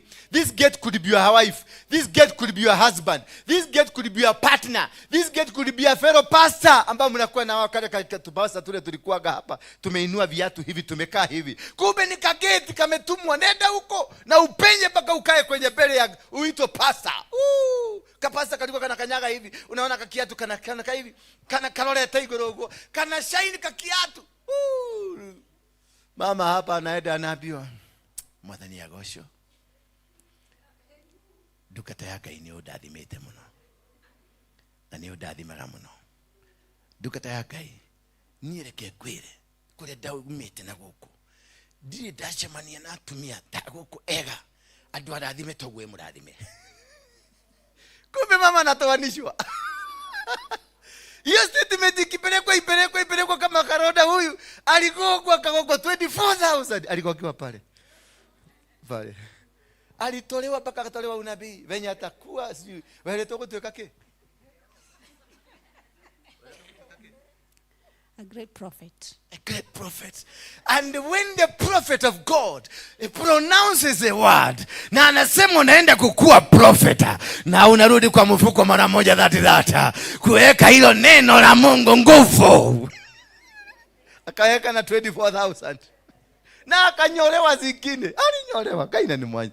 Wewe kwa kiu ulinyolewa ngapi? Ulikata?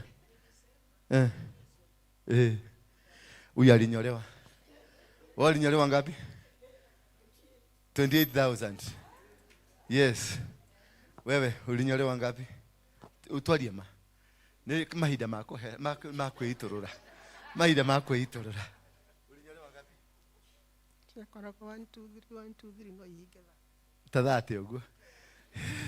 Wewe Magdalene. Sister Magdalene. 10. Ulinyolewa 10. Wewe ulikuwa ufanyike nini? Hata sijui. Walitolewa kaunabii, kapasta kalikuwa kanaenda kanakanyanga hivi. Kakinyaga gogo. None kakuma kwa goma, ni Luciferic, ni mtu wa kwa shetani deep. Alichukua mpaka kachukua kina Karo. Imagine, mtu kama Karo akinyolewa na huyo mtu. Mtu alikuwa, unajua kuna mtu alikuwa strong hapa kama Karo. Alira hoya gogo kinya kona ni alira mwizo. Lakini alinyemelewa. Maana huo ni mlango. Iza doa, akikuja hapa alikuwa ameuza kanisa. Kule Naivasha, kuuza kanisa. Imagine ukienda kanisa. Alikuwa ameuza kanisa, ndio afungulie bibi yake kazi ya kuuza viatu. Hallelujah. I'm not siongei kwa ubaya, naongea kwa sababu niko na victims ambao wanaweza kukuambia walikutana. Hallelujah. Kuna kukutana, unakamatwa. Hiyo naye tio ugoletwa serious huko. Nimeguka. Wewe ulinabiliwa nini? Ulinabiliwa nini? Wewe ndio mlikuwa mnakaa naye hapa ukimpikia kachai. Imagine mimi ananipikia chai na paketi moja ya maziwa. Hako kalikuwa kanawekewa paketi ngapi? 2 ya maziwa na maji glasi moja.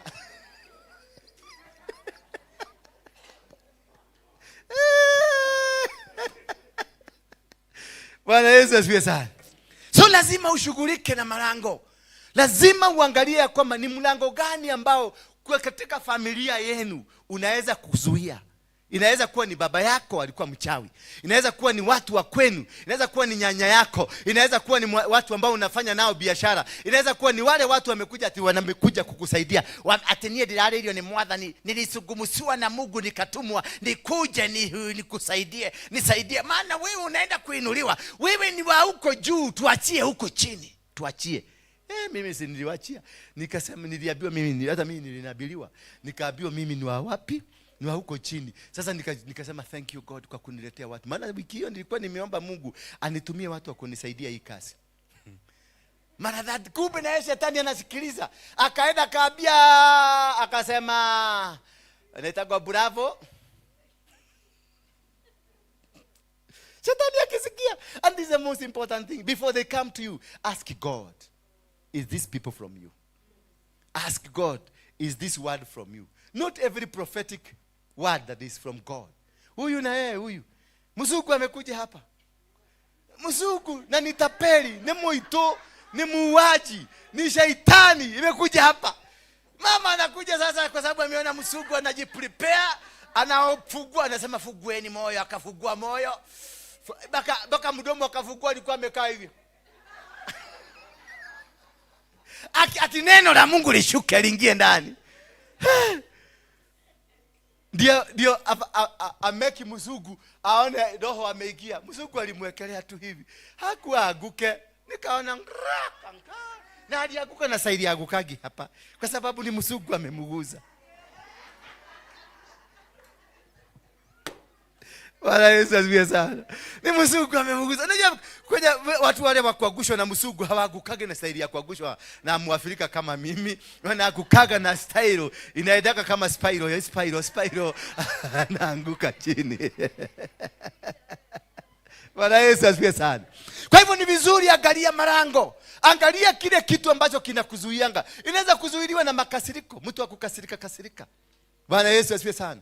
Kama hii wiki yote, last week na wiki na ile nyingine ilipita, mimi nimekuwa tempted na makasiriko. Ile vitu zimekuja. Maana mahali tunaenda kule, tunaenda kuvunja madhabahu kubwa sana. We are going to destroy something that will change the whole world. The entire world itabadilika kwa sababu ya ile kitu tutafanya. Maana hiyo ndio pinnacle, ndio wameweka satellite yao hapo. Na hapo tutaenda, tutatoa viatu, tukanyage chini na tunene. Oh earth, oh earth, oh earth, hear the word of the Lord. Wewe ni geti kubwa ambayo imetuzuia kufaulu. Hapo utajionea tu. You will see. Na hiyo ndio wanapambana nisifike huko. Hiyo ni ile uliona Yesu akiwa kwenye kaboti wakienda, wakakutana na mawipi, ilikuwa inawazuia. Maana mawipi yale ni yale mapepo ilikuwa kwa wale watu walikuwa na mapepo. Ndio iliruka ile mapepo ikasema, "He, ni roketo. Kibieni kabla hajakuja. Kibieni mbomoe kabla hajakuja." Lakini kumbe walikuwa na Yesu. Dora na yeye pia ni mtoto wa Yesu. Bwana Yesu asifiwe sana. So in the book of Psalms number 24, who is he? This King of glory, the Lord of armies. He is the King of glory. Yani, in whatever you do, let the King of glory prevail. In whatever kind of business you do, let the King of glory prevail. In whatever, kila mahali wakikuinukia, wakipanga, wakienda wakitengeneza hizo tuitu twa YouTube na TikTok, usijarishwe, kasikusubue akili na usikose kulala eti kwa sababu wameweka kitu kwa TikTok. Usijali, they made you more popular. Wacha nikwambie, watu wale wamenipigia simu, they are people I didn't know. Watu wale wamepata namba yangu ya simu ni watu wengi, about 400,000 people. They are curious, they want to know who is this man. Na wananipa, kumbe ni wewe mtumishi wa Mungu. We are sorry about that. Tumejua hawa ni hackers. Hawa ni hackers wanafanya maneno. Hapana, si hackers. It is God who is announcing me. It's only he used that person to announce me. When God is planning to announce you, hatumiagi jia ile musuri kukuannounce. Anatumiaga jia iko na matope. Ndio kila mtu atake kufuatilia. Sasa wale wanashajenda kwa Google pale uangalie the most searched. Who is the most searched? Dura waroige. Kila mtu ana search. Kila mtu anataka kujua ni nani huyu. Kaka kale olea. Gekenege tugati. Hallelujah. So understand, every realm has a gatekeeper. Every spiritual realm has a gatekeeper. Kila ukivuka uende hapa kuna gate. Ukivuka kama sasa tulivuka ile ya Jakarada. Sasa kuingia hapa kuna gatekeeper wa hapa. Na lazima gatekeeper hao ndio wanainuka, ndio wanataka kupigana na sisi. Maana tutapambana. Kuleta gunzi hapa, mnakaa na wao hapa, mnaongea na wao, wanaokoka, wameokoka. Wengine wamebadilika maisha yao, and God has been doing wonders. That is a gate that you have overcome. Bwana Yesu asifiwe sana. That is a gate, and we have to win this battle. You have to make sure that you move to the levels and levels and levels, and every level has, angalia hao maguni wako hapo. Every level ni kitu ambayo ni muhimu sana kuunderstand na kujua hii level tumevuka level fulani. Na katika hiyo level umevuka, unajua hizo vitu umeshinda. Ukiingia kwa hiyo level nyingine, kuna mapambano kwenye level nyingine. Every spiritual, every realm has a level, has a gatekeeper. Bwana Yesu asifiwe sana. And number 3, let's get to number 3 that you have to overcome. This inaitwa doors. Milango. Gate ni tofauti na mlango ni tofauti. Doors are the people we call adversaries. Wale watu ambao wanakuduga. Wale watu wanatafuta downfall yako. Wale watu wanatafuta wewe kuagamia. Wale watu wanatafuta wewe kutofaulu katika kwenda mbele katika maisha yako. Let's check it on 1 Corinthians chapter number 16 verse 9. 1 Corinthians chapter 16 verse 9. On this one, the door, when you're dealing with the adversaries, you need prayers. You need to raise an intercessory. Wale watu katika kuingia kwenye gate ni milango, ni madhabahu, kuvunja madhabahu. Lakini ukikuja kwenye door, Ni tu vitu vidogo vidogo. Hii meshene mnakuaga nayo, mara kidogo ndio hii, mara kidogo huyu amesema hii, mara kidogo huyu amesema hii, mara kidogo nafanya hii, mara ya kujiona wewe ni mtu very special, lazima ukue vitu utreatwe in a special. Those are adversaries. They are small things but very dangerous in your life. Those people who keep calling you wakikwambia niye direda, niye dirona, niye diradhie, hakuna kitu ya maana nakupatia, ni mosheni yako hewado. Bwana Yesu asifiwe sana. Those are the adversaries. Those are the people who remove you from the plan of God. They are just there to irritate you. Ndio ukasirike, ukue na makasiriko. Ndio uachane na ile kitu ulikuwa unataka. Mtu yote akikupigia kama sasa hapa kanisani, Roda akupigie simu, aanze kukupatia moshene mkate hapo. Mwambie dikwenda moshene. Because kuna kitu anapanda ndani yako. Bwana Yesu asifiwe sana. Hari karoho arenda kuhanda thini waku na endaga kuona aono ni mundu very special. Yani mkimuona, yani hata akiwa hapa aonekanaga yani mtu very special, ni mtu wa maana sana. Huyo mkate mimi nikijua ukianza kujipandisha kilasi ati wewe ni wa maana, ofisi yangu huwezi kanyaga. Nitaenda nitafuta chokora ingia ulikuta tukikula nayo, wewe ni kuache hapo umeng'edia hapo. Me, I don't care who you are. I don't care what kind of a class you are. Because I know mimi nilikuwa chokora na ninajua chokora pia ni mtu, maana mimi nilikuwa chokora. Mimi unaniona hapa nilikuwa nini? Chokora. Na nilikuwa hivi, sasa hivi nimetoka kwa product ya nini? Ya ushokora. Kwa hivyo shokora ni watu. Hello, don't usilete ati ujuaji unaleta ati nataka kunyosha. Kuna jamaa mwingine hapa alikuja anataka kuteleza ati yeye ni mkubwa kule nje. Kwa hivyo atakuja apite watu huku, apite watu hiyo. Wewe na nikamwambia wewe, ndio chukue karatasi kule kwa secretary akuandikie, alafu umuulize namba yako ni gani ya kuingia kwa ofisi. Yes. Na ni lawyer mkubwa sana. Alikuwa anakuja to discuss deal ya 200 million shillings. So kwa hivyo akikuta watu ambao ni wa klasi ya chini hana wakati. Maana yes, hana wakati wa kupoteza, anataka kuja kupita haraka haraka. Nikamwambia no way. This is not that way. Hapa enda kwa zile kanisa mumezoea hivyo. Mimi najua kutafuta pesa. Mimi najua kutumia hii. Najua nitatumia karamu kuiba ama kutengeneza pesa. Nitafanya biashara, nitauza kitu, nitengeneze pesa. Ikishindikana hiyo yote, ninajua kutumia bunduki, nitatafuta pesa na itapatikana. So usikuje na marigo ati uruke watu eti kwa sababu umeniletea dili ya pesa. No, I can't do that because that is a door. That's an adversary. That is a door. Sasa itakuja unataka kuniondoa kwa wale watu ambao Mungu ameniletea ni wahudumie, nionyeshe sasa wewe si wa hii class, wewe ni wa class nyingine. Hiyo siwezi kubali because I have to overcome this. This is a battle that you must overcome. Ya adversaries. Ya wale watu wanakuchochea, wanakuambia mimi najua mimi tunakaaga na apostle, tunakulaga na apostle. Ukisikia mtu anakuambia tunakulaga na apostle ama tunaendaga na apostle, mwetenugo. Mwambie wewe kubafu. Ndio ujiga. Umesikia? Kwa hivyo tukikula na wewe so what? Si tunakulaga na mashokora hapa. Yes. Tunakulaga, mimi nakulaga na hata Ruto saizi akiniita nitaenda kukula. Na tutakula na yeye. Na hatutakula na yeye mimi nikiwa mtu wa mkono. Takuwa atakaa saidi ya mesa na mimi saidi ya mesa, tuzungumze kama viongozi. Hata Wamanyoro akifanya hivyo. Hata Uhuru, because I have done so by like them. Don't classify. Don't try to be at wewe ni mtu important than anybody else. You are not important. Ukitaka kujua wewe si important, nikwambie siri moja.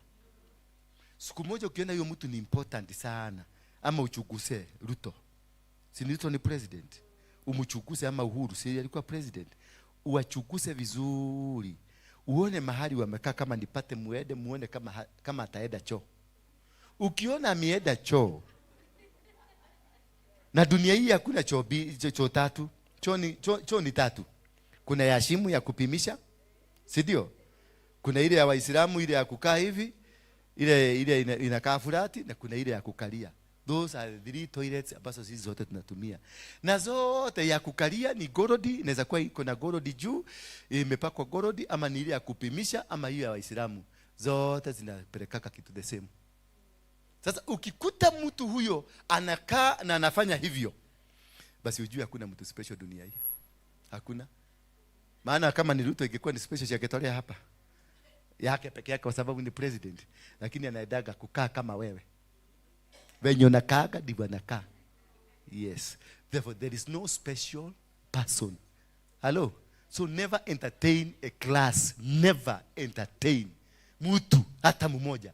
Ati useme huyu ni mtu wa maana kuliko huyu. Atipitisha hawa kwanza. Wachana na no. Siku mtu atapitisha hapo alete mtu ati ameruka watu wawili. Ni kofi shwa. Yes. Na dunia na nikichapa kofi nitajua nimeagusha mlango moja. Maana hiyo ni mlango nataka kuniletea ya kuleta dharau kwa watu wale wengine. Sabia moyo wako lazima tuachane na hii maneno. Maana huo ni mlango. Ni mlango mbaya. You have to win. Hiyo usipo win ndio inaletanga kiburi. Hiyo sasa mlango ndio kiburi. Ndio inaletanga kiburi. Ndio unaona sasa wewe huwezi kuguzika, wewe ndio unafanya, wewe ndio unakuwa, yeye ndio anaenda, mpaka unakuta venye unaendaka ni kama uko na nini hapa roboti huko. Na ni mlango inakuangusha. Bwana Yesu asifiwe sana. Kitu ya ine na ya mwisho, lazima utafute kitu inaitwa blessings. Blessings is a window. Wakati unaomba Mungu akufungulie window. Window represents blessings. Tuangalie kitabu cha Ephesians. Waefeso, kitabu cha Efeso 1:17 hadi 19. Waefeso 1:17 hadi 19. When you have blessings, there are two things that happen to you. Wakati wewe umebarikiwa, kuna vitu viwili hufanyika. Utajikuta unapata funuo za maisha, revelations. Bwana Yesu asifiwe sana. Na kitu cha mbili ambacho kinafanyika kwako, you become obedient. Automatically you become obedient. Haukuagi na makasiriko, haukuagi na manunguniko, unaheshimu every person. Unaheshimu the anointing, unaheshimu kila kitu, haukuagi na ile ya kutaka kuonyesha ni kama yani wewe ile vitu vinafanyanga, because you are already blessed person. When you seek the windows to open, already is because you are blessed. Na mtu mwenye amebarikiwa anakuanga contented, anajua kuvumilia, ni mtulivu, ni mkamilivu, na ni mtu ambaye anapenda kila mtu, maana already anatembelea kwenye anga ya baraka. Bwana Yesu asifiwe sana. I pray that the God of our Lord Jesus Christ, the glorious Father, will give you the spirit of wisdom and revelation in the knowledge of him. When the windows open, you get the spirit of wisdom and the spirit of what? Revelation. Kama hukuagi na funuo, ujue madirisha zimefungwa. Kama hukuagi na funuo zozote zile, ni kwa sababu madirisha zimefanya nini? Zimefungwa. There is a window that has been closed. And therefore, I pray to God to grant you the spirit of revelation. Bwana Yesu asifiwe sana. I will pray today that kutoka leo Mungu akulete spirit ya kupata ufunuo. So when you utapata ufunuo, ujue dirisha zako zimefunguka. Kama dirisha hazijafunguka, hakuna neema kwako, hakuna vibali utapata, maana blessings they are contained in the windows. Bwana Yesu asifiwe sana. Hallelujah. In verse 18 there, I pray that the eyes of your heart may be enlightened, so that you may know what is the hope of his calling, what is the wealth of his glorious inheritance in the saints. Hallelujah. Bwana Yesu asifiwe sana. Kuelewa ni nini kiko ndani ya Mungu amekuweka ndani yako. What is this that God has inspired in you? What is this that God has done in your life? So that is when you become to understand hizo vitu vinne. Tumeelewa kitu ya kwanza, upimbane vita za temptation. Namba 2, upimbane vita za gates. Namba 3, upambane vita za doors. And number 4, the windows. Once you are through with that, my brothers and my sisters, you will forever remain happy. And whosoever tries to rise up against you, you will defeat them without raising a finger. Bwana Yesu asifiwe sana. Hallelujah. And that is what happened. God fights for you. God will bring people around you that will make you stand again. And this is what will change your life. Hizo ni vitu vinne ambazo ningetaka tuanze ku-exercise until we get where God wants us to get. Tusimame tu kwa miguu yetu. Tarudi kwa ibada ya jioni ya deliverance.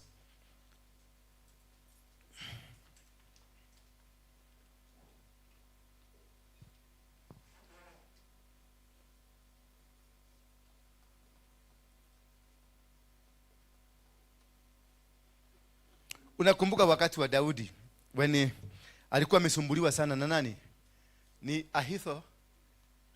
Alikuwa anaitwa Ahithophel. He was an adversary. He had tormented this man. What happened? David aliomba Mungu. Alimwambia namna gani? Aliomba Mungu amsaidie kumaliza Ahithophel. Ni Ahithophel. David prayed to God, make Ahithophel become useless. Hallelujah. Today I pray my prayer that whosoever that has been an adversary to this ministry, an adversary to my life, an adversary to your life, may God make him become useless. May God make him become hopeless. May God make him become unhappy in his life. May God destroy them that have been trying to destroy us. May God close every gate that has been opened against my life. May God close every door that is contained of the adversaries that have been rising up against me. May God cause every temptation that has been in my life to come out of me and I become a victor. In Jesus' mighty name. May God bless you. Munapoenda nyumbani mubarikiwe. Munapoenda nyumbani mubarikiwe. Kazi zenu ziinuliwe. Maadui wenu wakashindwe. Maadui wenu wakatoboke masikio. Wakatoboke macho. Maadui wenu wanaokupangia. Wengine nilisikia wanasema wanapanga kunirushia mishale. Hiyo mishale irudi kwa Wabogo. Hiyo mishale irudi kwao. Hao waliopanga mishale ninairegesha kwao. Ninaisambaratisha. Ninaikosesha nguvu. Mimi sitakufa. Sema mimi sitakufa. Mimi sikufi. Mimi sikufi. Hata wakipanga ni hatutakufa. Kanisa litasimama, halitaanguka. Mipango ya Mungu juu yangu itasimama, haitaanguka. Wote walionipangia, walionisungumzia, walioninenea, wote na wakasambaratike, wote na wakaanguke, wote na wakaanguke, wote na wakaanguke. Walionipangia kifo, kwao kukuwe na mazishi. Walionipangia kuanguka, kwao kuwe na kuanguka. Walionipangia mitego, kwao kuwe na mitego. Waliochimba mashimo, kwao kukuwe na mashimo. Walioinua mishale, na mishale ikarudi kwao. Walioinua upanga, na wakakatwa na upanga ule. Waliopanga machafuko, na machafuko ikatatike. Walioniona na macho ya uchawi, macho yao na ikageuke. Walionikuja na midomo ya kuuza ya kuchawi, na midomo ikageuke. Waliokuja na midomo ambayo ni ya uchawi, na midomo yao ikageuke, iende upande, ikue alama permanent ya kwamba katika maisha siku moja waseme, siku moja nilijaribu kumkejeli mtumishi wa Mungu, mdomo yangu ikatoka hapa ikaenda huko. Bwana Yesu asifiwe sana. Na wakasambaratike wao waliokupangia maovu, wao walioinua madhabahu, ambao wamekaa kwenye mahali fulani, wakasema sasa watarusha mishale, na hiyo mishale iwadunge wenyewe, na hiyo mishale iwadunge mpaka kwenye moyo, iwadunge mpaka kwenye moyo. Magiroturekanio goroshiao, magiroturekanio mahori mao, magiroturekanio higo ciao, magiroturekanio maitho mao, mato mao magiroturekanio, magiroharagana na njero ciao, magirothi na mekongo na meria mekongoe, ona njero ciao na mahiũ mao na tĩri wao na ciana ciao na indo iria ciothe mahũthagĩra kũrũga andũ arĩa angĩ, mangĩroharagana, mangĩrombũka, mangĩrohurutwo nĩ ngoma ciaka, mangĩroitĩkanga, mangĩrothianga, higo ciao cingĩrokwama, matũ mao mangĩrokwama, maitho mao mangĩroaga gũtuona, magũrũ mao mangĩroremwo nĩ gũtũkinyĩra thĩinĩ wa rĩĩtwa rĩa Jesu. Wale watu wametukana huduma hii, wametushambulia, wametunenea maovu, na kwao kukanenwa hivyo. Hao waliopanga tukose, na kwao kukosekane. In Jesus mighty name. Nilikuwa nimezuia, maana kulikuwa kumetokea unabii ya kwamba judgment imeachiliwa. Mimi nilienda mlimani siku 3 kama vile Musa alienda kumwambia Mungu wasamehea hawa watu. Mimi nimepambana. Tulia kidogo. Umeingia tu saa hii na umeanza kuleta kihelele. Karibu. Mpigeni makofi. Jonathan, najua ni rafiki yetu na ni mtoto wetu. Tumetoka City Stadium. Wamemkoroga.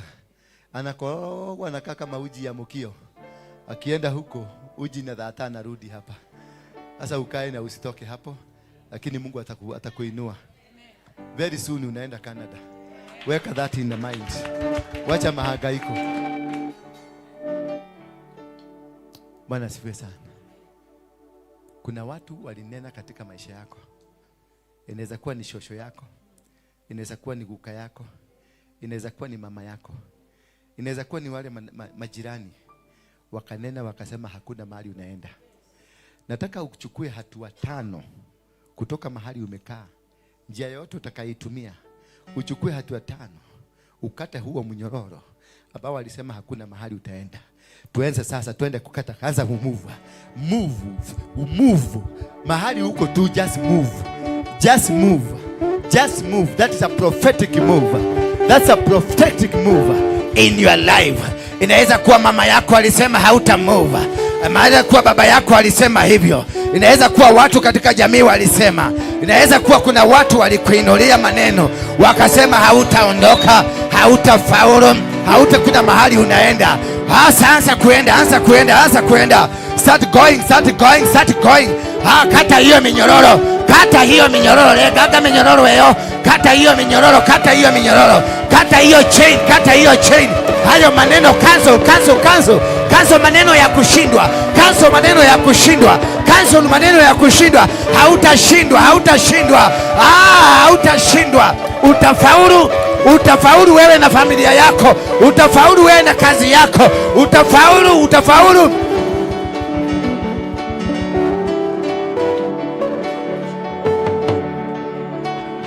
Sasa niangalie hapa.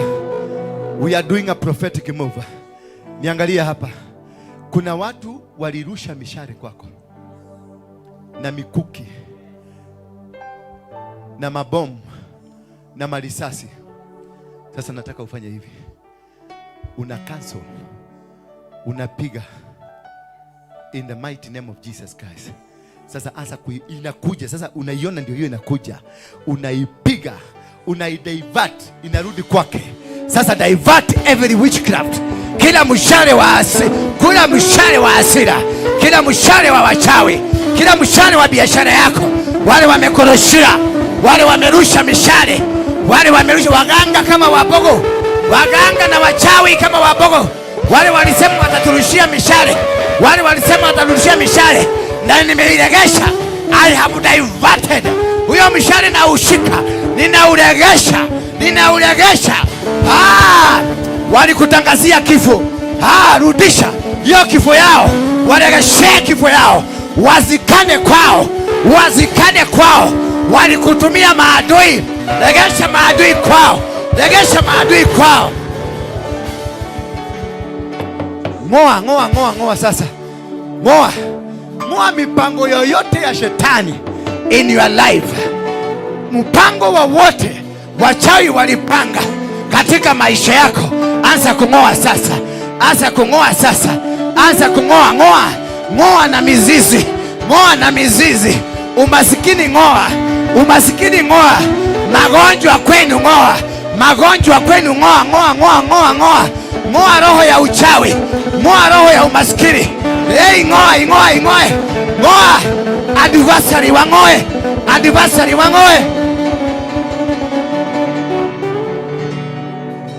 In Jesus' mighty name. Sasa, sprinkle to yourself the blood of Jesus. Continue, open your mouth. Sema blood of Jesus. Jinyunyizie blood of Jesus. Cover yourself with the blood of Jesus. Cover yourself. No weapon fashioned against me. Hakuna silaha juu yangu. Hakuna silaha. Sema hakuna silaha iliyoinuliwa juu yangu ambayo itafaulu.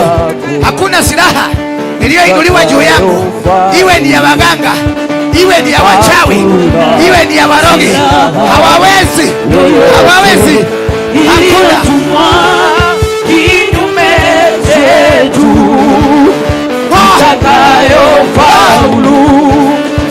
Hakuna silaha yeyote iliyotumwa kinyume chetu itakayofaulu. Hakuna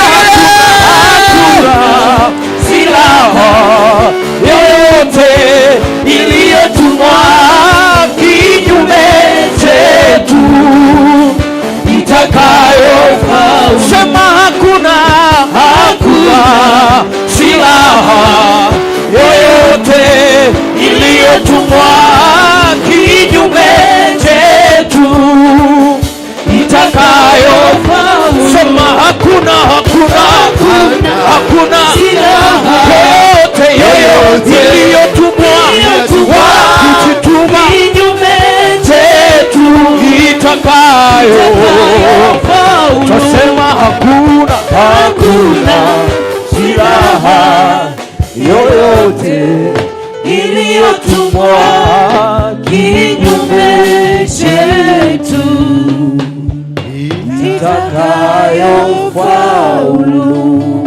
Hakuna silaha iwe gani, iwe imetumwa na wachawi, iwe imetoka Kiabodhi, iwe imetoka kwa waganga, iwe imetoka Ukambani, iwe imetoka Kericho, iwe imetoka kwa Munyoro, iwe imetoka kwa Ruto, iwe imetoka eneo lolote lile ambayo imeinuliwa kinyume na mimi, hata kama imetoka kwa NSIS, hata kama imetoka kwa polisi, hapa imetoka mahali popote imetoka, hata itoke kwa nani, hakuna silaha, hakuna silaha, hakuna silaha.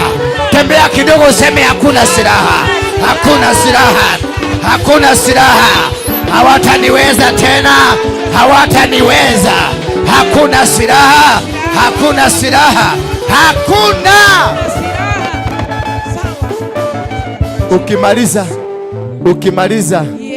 Ukimaliza weka sadaka yako kama dhabihu. Weka sadaka yako kama dhabihu. Useme hakuna silaha. Ukiweka sadaka unasema hakuna silaha. Hakuna silaha. Hakuna silaha. Hakuna silaha. Hakuna silaha. Hakuna silaha ambayo itainuka juu yangu. There is no weapon fashioned against me. Jina la Bwana Yesu, nguvu za giza zimeshindwa kwa jina la Bwana Yesu. Nguvu za giza zimeshindwa kwa jina la Bwana Yesu. Nguvu za giza zimeshindwa kwa jina la Bwana Yesu. Sio kwa majeshi, si kwa majeshi. Iko hivi, kama una uwezo wa kusimama usimame. Kila mtu kama una uwezo, that is kama uko na miguu, lakini kama hauna miguu unaweza kukaa chini. Haya, mshike aliye karibu naye, mshike pamoja, tushikane sisi zote. Yes, hivyo. Shikaneni, shikaneni kabisa. Nataka mtengeneze mshikano mmoja. Mshikano mmoja. Walioenda kutoroka walikuwa wawili, lakini tunataka kushikana tukiwa pamoja, tusambaratishe kazi zao. Haleluya. Baba muumba wa mbingu na dunia, hakuna Mungu mwingine kama wewe. Wewe ndio uliyekuwa na Musa, ukatoa wana wa Israeli kutoka kwa mikono ya watumwa wao waliokuwa na watumwa, waliowashika mateka, mafarao, watu wa Misri. Ukawaondoa katika kuabudu kwa mifano, kuabudu kwa sanamu, na ukawaondoa ukawapeleka mpaka mji ambao ulitangazia wazazi wao watafika. Siku ya leo tumeshikana mikono, tumesikana kwa sababu yako. Tumeshikana kwa sababu kanisa lako limeingiliwa. Kanisa lako limeshambuliwa. Kanisa lako limeinukiwa. Kanisa lako limekuwa na maadui wengi ambao wanapigana nalo. Tunajua hatuwezi kushinda hizi vita, ila ni wewe mwenye kushinda. Twajiachilia mikononi mwako hawa maadui ambao wanatufuata Baba, na ukawafuata mpaka kwao nyumbani, kama vile ulivyomaliza wale maadui walikuwa wamefuata wana wa Israeli katika kuvuka mto, ukawaacha wana wa Israeli wakafuka. Baba, na kuomba tuwezeshe tuvuke. Tutakapovuka, maadui wetu na wao uwaache waingie ndani ya mto. Wakiwa ndani ya mto wakuwe confused. Tunaachilia roho ya confusion. Tunaachilia roho wapigane wenyewe kwa wenyewe. Tunaachilia roho wakuwe mesmerized. Wakiwa katika ndani ya mto, mto ule ufunike na ujifunge na wakamezwe na ule mto.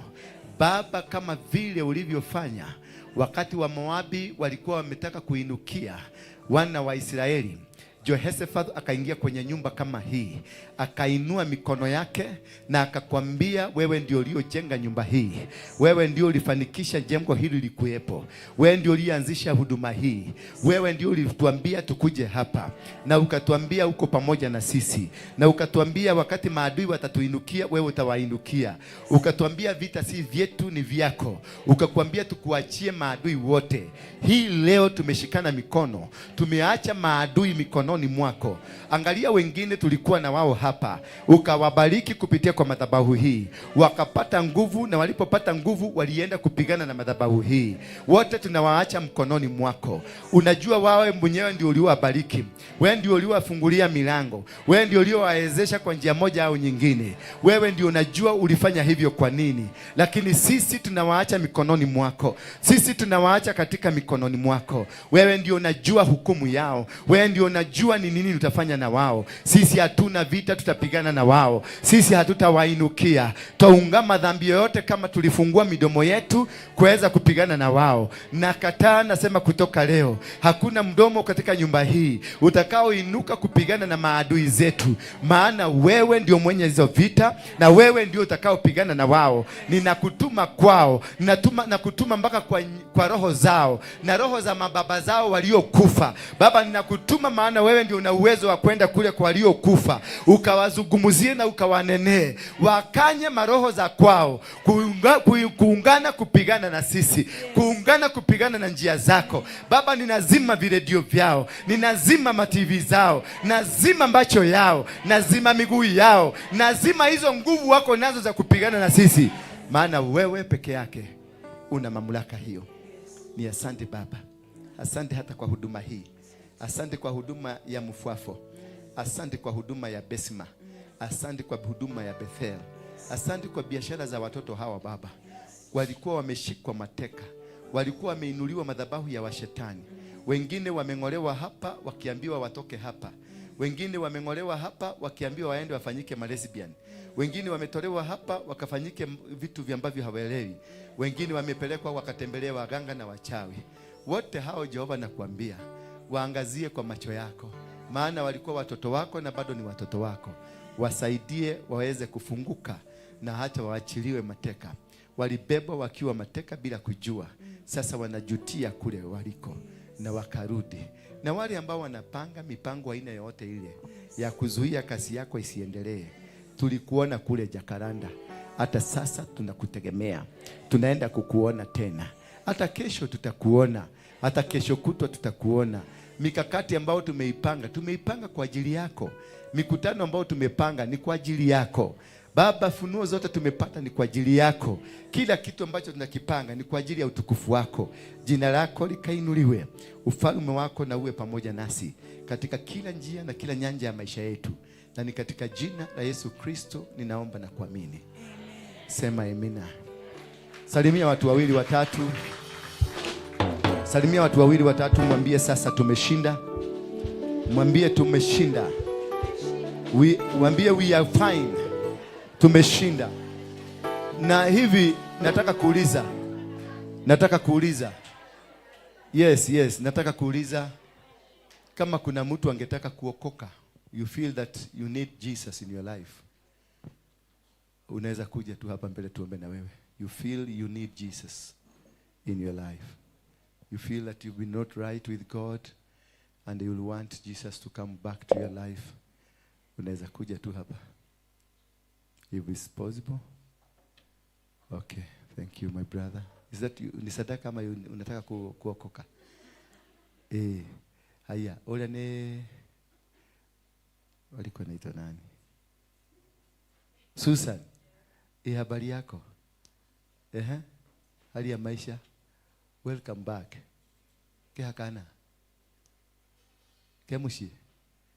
Ndugikare he muthenya umwe. Kana no hatishirwo ni arogia guku. Niki?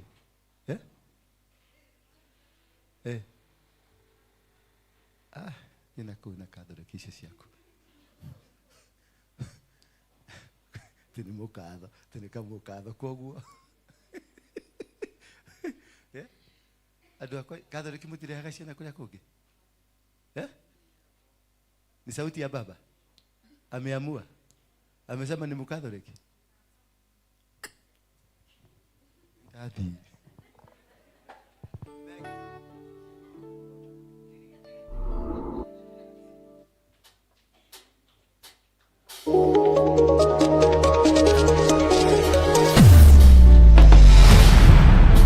Bethel Clouds TV, empowering lives.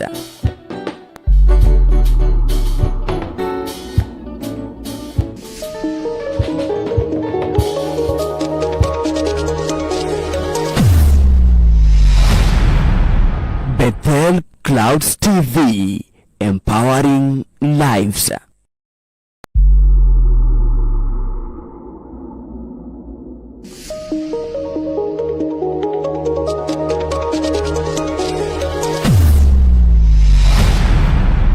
Bethel Clouds TV, empowering lives.